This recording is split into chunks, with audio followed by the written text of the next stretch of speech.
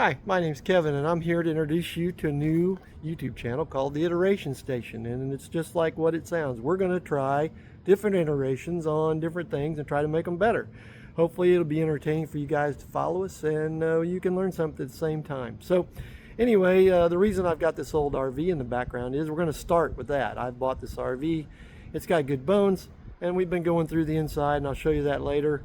Try to bring it in the 21st century. But what we're really going to do is we're going to automate it. We're going to add electronics to it that will make it smart, that will make it know when the sun's out and when it's not, and when we can use solar. We're going to add solar to it. We're going to probably go to some 12-volt air conditioners at some point. We're probably going to do lots of things, but we're going to treat it more like an airplane rather than a house. Everybody wires these things like houses, and it's heavy. You know, you don't want to run a 2-aught cable in a 747 and never get off the ground. So anyway, because of my background in racing and because of some of the stuff that we have available, we want to show you what we can do with it.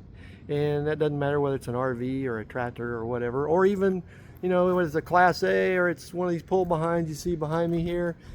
It really doesn't matter. All this technology is going to translate to whatever we send it to. So we hope you join us, and if you're corporate people and want to get involved with us, we'd certainly welcome that, you know, to help our journey be even more fruitful and maybe help you. So I also, one last thing, I really want the Iteration Station to be about you, the viewer, not just watching us.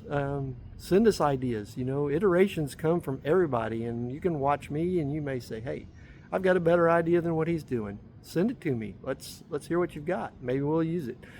So anyway, that's a 10,000 foot view again of where we're going, and I hope you join us. Thank you.